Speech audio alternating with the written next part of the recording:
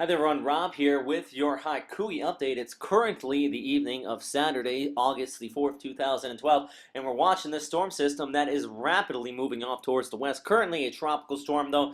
The Japan Meteorological Agency has winds about 40 knots of intensity within this, and the Joint Typhoon Warning Center up to about 35 knots. Like I said, it's moving very rapidly, actually above about 35 kilometers per hour towards the west there, past the Osagara Islands yesterday, which is all the way on the left side of your screen. Now it's screaming off towards the west, likely going to be affecting Okinawa. I know for all the military viewers here watching there in Kadena, you have been issued T-Core 2, which basically is the basis there indicating the fact that you possibly could see some destructive winds within the next 12 hours, and that is very likely seeming to be the case here as it continues to speed off into your direction. Now, this is the current radar imagery, at least at about 12 Zulu for everybody watching this worldwide here, out of Japan. And you can see a lot of these outer rain bands already pushing across the islands of the southern Japanese islands here, including the Amami Islands just off towards the north, and then you have the Okinawa Islands here. These are also carrying some rains up to about 50 to 80 millimeters per hour, so that is going to be causing that risk of some low-lying flooding. But not to mention that you have the localized storm surge that could be coming out of the storm. Even though it is relatively weak, the wind field's still pushing onshore, and the low-lying coastal areas could cause some beach erosion and then that low-lying coastal flooding. But this is just the warning from Kadena here, just showing that T-Core 2, and then just showing the destructive winds possible within the next 24 hours. Remove all or secure outside items, basically. If you have anything out in your yard, you do want to bring it inside, because that could get picked up and basically cause a potentially very dangerous flying debris. So you always want to be careful, not just on the bases obviously there, but for all the English-speaking people that are watching this across much of the southern Japanese islands, you also want to be taking care of many of the things. If you have laundry hanging outside as well, obviously you want to bring that in. But where is this storm going to be going next? Now that it's pushing up there towards the west, it is remaining relatively weak at this time, but it is expected to intensify to a typhoon as it enters the very warm waters here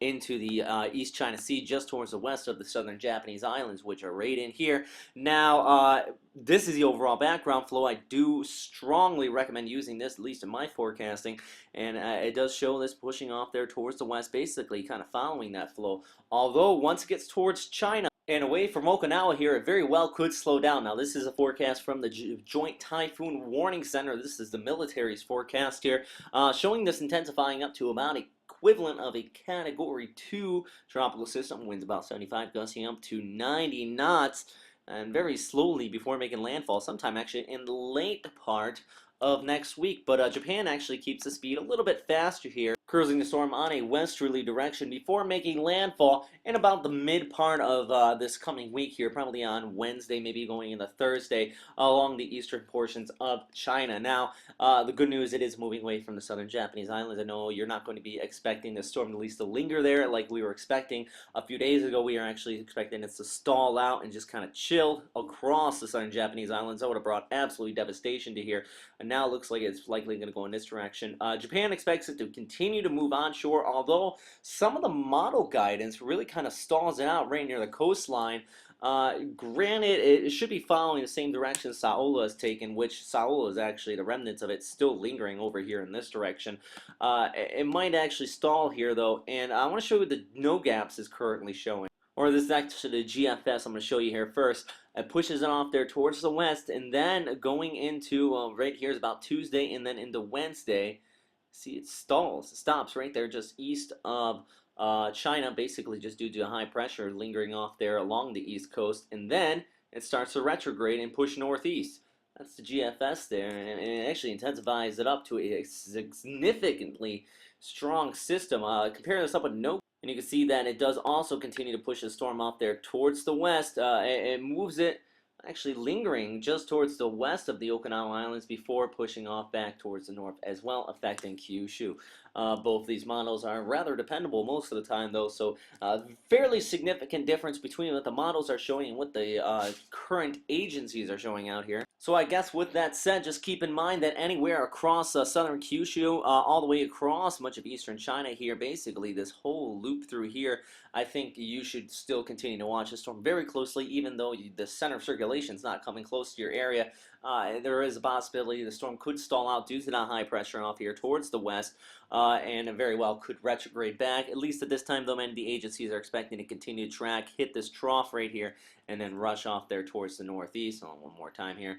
We'll go off there towards the west, hit that trough, and run northeast before really getting affected by the high just towards the west of there. So a lot's going on with the storm system. Definitely going to continue to keep you updated throughout the day here today. I'm going to put up in the top right here the other video update from weathercaster Pat here at Western Pacific Weather. That's the annotation to his video if you want a complete analysis on the storm as well. He also has very useful information. And as far as everybody across the southern Japanese islands, I know that it is yet another storm that is impacting you. Unfortunately, here it is in the middle of your summer, over your weekend, so definitely if anybody plan on going out there and enjoying some fireworks here on your Sunday, it does look like it's going to be very deteriorated and likely is not going to occur just due to these windy conditions, which could be upwards of tropical storm strength, and even above that, maybe a strong tropical storm force gust, which rather could be damaging out here across much of the southern Japanese islands. So definitely going to continue to keep you posted on this. Remember, always you can follow me on my Twitter at Robert Speta, or also at Western Pacific Weather on our Twitter and Facebook as well. And as we continue to watch this, though, let's also look off there towards the west. Saola, I was just mentioning here, the remnants of that still bringing some heavy rainfall across southern China. This is actually could bring even some more flooding conditions here. And then we have this area as part of the monsoonal trough here. It's a very unstable area, though, and we might even see another system pop out of this into the coming days, so going to continue to watch that exceptionally close as well. And not to mention the enhancement of the southwest monsoon, which continues to occur there in the Philippines.